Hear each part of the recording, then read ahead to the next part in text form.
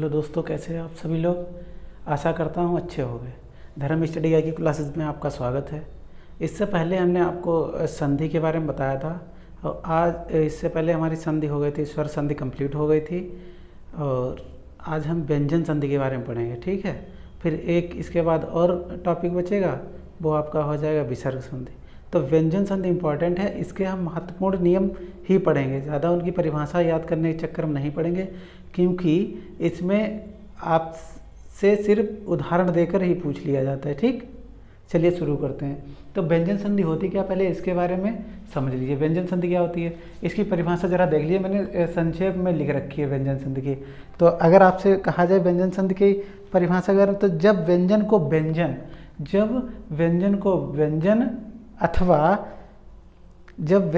व्यंजन अथवा स्वर के साथ मिलाने से, जब व्यंजन को व्यंजन अथवा स्वर के साथ मिलाने पर जो परिवर्तन होता है उसे व्यंजन संधि कहते हैं। क्लियर।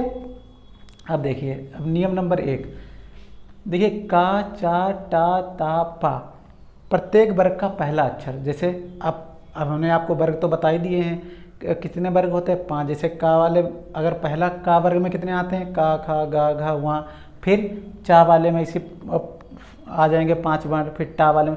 तो प्रत्येक वर्ग का पहला अक्षर धन, उसके बाद माँ या ना आ जाए तो वो पंचम वर्ण में क्या हो जाएगा, बदल जाएगा। तो वो पंचम वर्ण में बदल जाए। जैसे का अगर का वर्ग का पंचम वर्ण आपसे पूछा जाए तो क्या होगा, का, खा, गा, घा, अंगा। ठीक, चा, छा, जा, झा, या।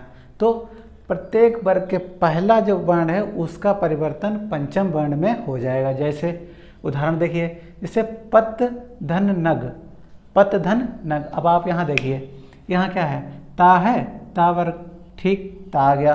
अब ता वर्ग का पंचम वर्ण कौन सा होगा, ता, था, दा, धा, ना। तो ता की जगह क्या आ जाएगा, और आधा अक्षर बनेगा। क्या बनेगा, आधा अक्षर।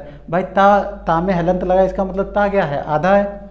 तो ता की जगह क्या आ जाएगा, आधा। जैसे लिखा है इसमें देखिए, पत, धन, नग हो गया, तो ता की जगह क्या आ जाएगा, आधा ना आएगा। क्यों आएगा, ता, था, दा, धा, ना। ता वर्ग का पंचम वर्ण कौन सा है, ना।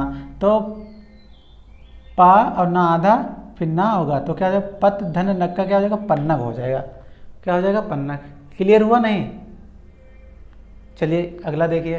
अब यहाँ पे देखिए, सट, धन, मूर्ति। अब टा वर्ग का पंचम वर्ण कौन सा होगा, टा, ठा, डा, ढा, अणा, अणा।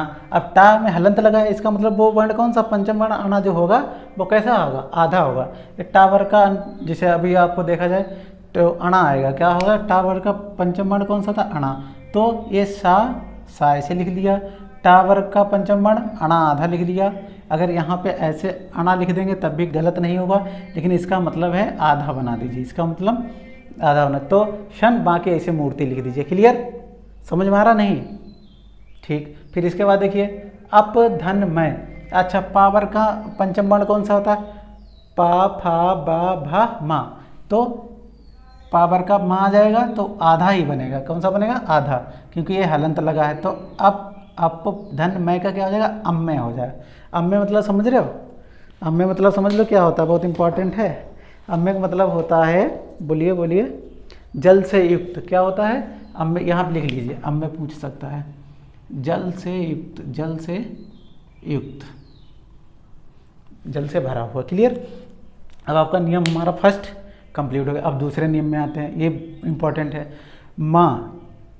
माँ में नीचे हलंत लगा, मतलब आधा माँ के बाद स्पर्श व्यंजन आए। अब स्पर्श व्यंजन अभी हम आपको बता चुके हैं, का वर्ग से लेकर पा वर्ग तक जितने भी व्यंजन होते हैं वो स्पर्श व्यंजन में आते हैं। तो वह पंचम वर्ण या पांचवें वर्ण में परिवर्तित हो जाएगा। जैसे अंगा, या, अणा, ना, मा, इसमें परिवर्तित हो। जैसे इसके उदाहरण देखिए, जैसे सम प्लस धी। अच्छा ठीक, अब इसमें माँ के बाद क्या आ गया, और ये इससे चेंज होगा, जो अंतिम वर्ण है, अब धा है। ये माँ का माँ जो है उसका पंचम वर्ण कौन सा का, फिर से देख लिए किस में आता है, ता, था, दा, धा, ना, मा। तो किस में चेंज हो जाएगा, ना। किस में होगा, माँ, माँ किस में चेंज होगा, ना में। तो यहाँ पे हो जाएगा संधि। क्या हो जाएगा, संधि। अब परम प्लस तू, अच्छा ता वर्ग का कौन सा आएगा, ता, था, दा, धा, ना। तो ना की जगह क्या आ जाएगा, आधा ना आ जाएगा, परंतु। क्लियर। फिर इसमें देखिए किम प्लस नर, अब क्या आएगा बताइए। अब ऐसे देखिए किम प्लस नर का मतलब ना, फिर यहाँ पे माँ पूरा है, ना पूरा है तो किन्नर हो जाएगा। तो क्या हो जाएगा, किन्नर। अब आपका आता है तीसरा नियम, माँ के माँ हलंत मतलब आधा माँ के बाद स्पर्श व्यंजन ना आए। इसमें था आए और इसमें ना आए। जब स्पर्श व्यंजन नहीं आएगा, स्पर्श व्यंजन बचे ही नहीं, का से पावर तक होते हैं वो सब खत्म हो गए, वो सब इसमें आ गए। अब उसके बाद हमारे अंतायस्त व्यंजन बचे हैं, ऊष्म व्यंजन बचे हैं, वो माँ के बाद वो आए तब तो अनुस्वार में चेंज हो जाएगा। किसमें, अनुस्वार में परिवर्तित हो जाएगा। क्लियर। जैसे उदाहरण देखिए, स्वयं, धन, वर। अब माँ है, माँ किस में चेंज हो जाएगा, इसमें बताया माँ के बाद अंतायस्त या ऊष्म व्यंजन आए तो वो अनुस्वार में चेंज हो जाएगा। ठीक। तो स्वयं, धन, वर। अब माँ किस में चेंज हो जाएगा, अनुस्वार में चेंज हो जाएगा। किस में चेंज हो जाएगा, अनुस्वार में। ठीक। फिर सम, धन, विधान। ठीक। अब देखिए माँ है, माँ किस में चेंज हो जाएगा, अनुस्वार में चेंज हो जाएगा तो संविधान हो जाएगा। ठीक। फिर सम, धन, सार। माँ किस में चेंज हो जाएगा, अनुस्वार में चेंज हो जाएगा, ये क्या हो जाएगा, संसार। ये क्या हो जाएगा, संसार। अब नियम 2 और 3 कंप्लीट। अब फोर्थ नियम देखिए, 4 नंबर, ता और दा के बाद, ये ता और दा नहीं छूटेगा 4, 5, 6, 7 नियम में। ता और दा के बाद अगर चा या छा आता है, ता और दा के बाद यदि चा ऑब्लिक छा आता है तो वो अक्षर चा आधा बनेगा। ता दा के बाद अगर चा आ जाए या छा आ जाए तो वो आधा चा में परिवर्तित हो जाएगा, आधा चा में परिवर्तित हो जाएगा। क्लियर। जैसे इसके उदाहरण देख लीजिए, जैसे सद्धन चरित्र, सद्धन चरित्र। अच्छा ता के बाद क्या आ गया, देखिए चा आ गया, चा आ गया तो इसी का हम आधा कर देंगे, इसी को क्या कर देंगे, आधा। जैसे सत धन चरित्र है, अब यहाँ पे सच्चरित्र हो जाएगा, सच्चरित्र। क्लियर।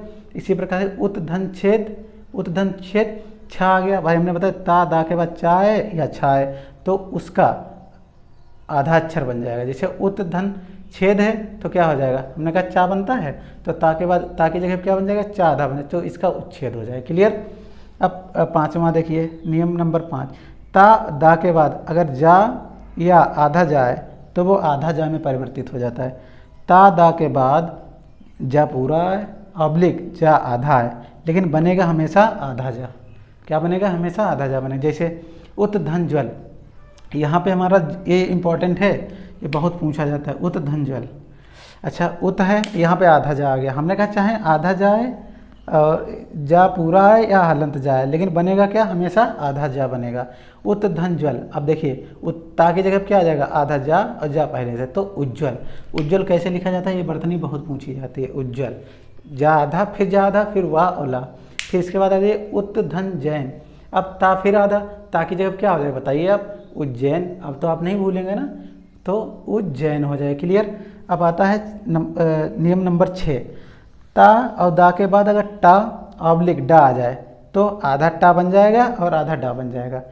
ता दा के बाद टा आ जाए, टा और डा पूरा आ जाए तो उन्हें आधा करना है और कुछ इसमें नहीं करना। जैसे सत टीका, सत धन टीका, ता की जगह क्या हो जाएगा, हमने कहा आधा, ये जो है आधा बन जाएगा। ता और दा के बाद टा और डा है तो क्या बन जाएगा, आधा आधा बन जाएगा। तो सट्टिका, सत धन टीका लिखा है तो सट्टिका हो जाएगा। क्या हो जाएगा, सट्टिका। भाई टा पूरा था, इससे पहले टा आधा आ गया। ठीक। फिर उद्डयन, अब डा आ गया तो उत्ता की जगह क्या हो जाएगा, आधा डा हो जाएगा तो उड्डयन हो जाएगा। ये भी बहुत पूछा जाता है, उड्डयन वाला। ठीक। अब नियम नंबर 7 देखिए, ला। नियम नंबर 7 देखिए, ता दा के बाद अगर ला आ जाए, ये नहीं, ये कभी मत भूल जाना, ता दा के बाद यदि ला आ जाता है तो उसको आधा ला में परिवर्तित कर देते हैं। जैसे उत धन लेख, अब ता है, ता को हम किस में चेंज करें, आधा ला में, तो उत धन लेख का क्या हो जाएगा, उल्लेख हो जाएगा। क्या हो जाएगा, उल्लेख। इसी प्रकार से उत धन लंघन, ता की जगह क्या हो जाएगा, आधा ला हो जाएगा, उल्लंघन। क्लियर। इतना तो आपके समझ में आ गया होगा। अगर कोई डाउट हो तो बताइएगा कमेंट करके। ठीक। फिर मैं उसको फिर से समझा दूंगा। अब नियम नंबर 8 आ जाइए, वो अलग नियम है। अगर ता और हा आता है, यदि ता और हा आता है तो ता का हलंत ता मतलब आधा ता है तो उसको आधे दा में परिवर्तित कर देंगे। अगर हा आता तो उसकी जगह पे धा हो जाएगा। क्या हो जाएगा? धा हो जाएगा। जैसे उसमें लिखा है पत धन हति, पत धन हति, हमने कहा ता आया, ता की जगह पे आधा दा हो जाएगा, तो ता की जगह पे दा हो गया तो क्या हो गया? पद, और हा की जगह क्या हो गया? धा हो गया, तो पद्धति हो गया। क्लियर? क्लियर? पद्धति हो गया। फिर उत धन हार, अब उत धन क्या हार, ता की जगह दा हो जाएगा और हा की जगह धा, तो उद्धार हो जाएगा। ठीक, इसी प्रकार से उत धन हरण, ता की जगह पे दा और हा की जगह पर धा, तो उद्धरण हो जाएगा। ये इंपॉर्टेंट है, जो किसी ना किसी परीक्षा में पूछेंगे, बहुत सारे उदाहरण लिखे। ठीक, अब आ जाइए नियम नंबर 9, ता आधे के बाद और सा, ता हलंत के बाद ता की जगह हम चा बना देंगे अगर ता आधा होगा, और सा की जगह पे छा बना देंगे, छतरी वाला छा। तो देखिए, तो सत धन शास्त्र, अब ता की जगह हमने क्या बनाया? चा आधा बनेगा, तो सच हो गया, और सा यहाँ पे जो है सा की जगह छा, तो सच्छास्त्र हो जाएगा। क्या हो जाएगा? सच्छात्र हो जाएगा। फिर इसमें देखिए उत धन श्रृंखल, तो ता की जगह क्या हो जाएगा? आधा चा, और श्रा की जगह क्या हो जाएगा? छा हो जाएगा, उस श्रृंखल हो जाएगा। क्या हो जाएगा? उस श्रृंखल के लिए। अब अंतिम नियम है, समझ लीजिए ध्यान से। इसके बाद जो हमारी संधि बचेगी वो विसर्ग संधि बचेगी, उसका एक वीडियो डालेंगे। उसके बाद फिर हम पर्यायवाची है, तत्सम तद्भव है, ये आपको व्याकरण पढ़ाएंगे। ठीक, फिर नियम नंबर 10, छा के पहले स्वर आता है, छा के पहले स्वर आता है, तो छा के पहले स्वर आया, देखो यहाँ पे स्व धन छद, छंद लिखा। अच्छा, वा में कहाँ स्वर आया? वा उसका करेंगे तो इसमें स्वर आ रहा, तो वो किस में चेंज हो जाएगा? चा में चेंज, किस में होगा? चा चेंज हो जाएगा। तो स्व धन छंद, तो हम यहाँ आ आया, लिखा रहने दीजिए, आ को हम किस में चेंज कर देंगे? आधे चा में, स्वच्छंद हो गया। इसे अनुच्छेद, अब इसमें छुटाऊ आ गया तो इसको चा में चेंज, तो अनुच्छेद हो गया। फिर विच्छेद, बी धन छेद, इसको देखो यहाँ भी छुट्टी आ रही है तो उसको भी आधे चा में कर देंगे, विच्छेद हो जाएगा। परिच्छेद, इसमें छुट्टी है तो छा के पहले कोई स्वर आता है तो उसको आधे चा में परिवर्तित कर दें। तो दोस्तों, आज हमारी क्लास यहीं पे समाप्त होती है। अब आपको हम अगले वीडियो में मिलेंगे, उसमें आपको हम कौन सी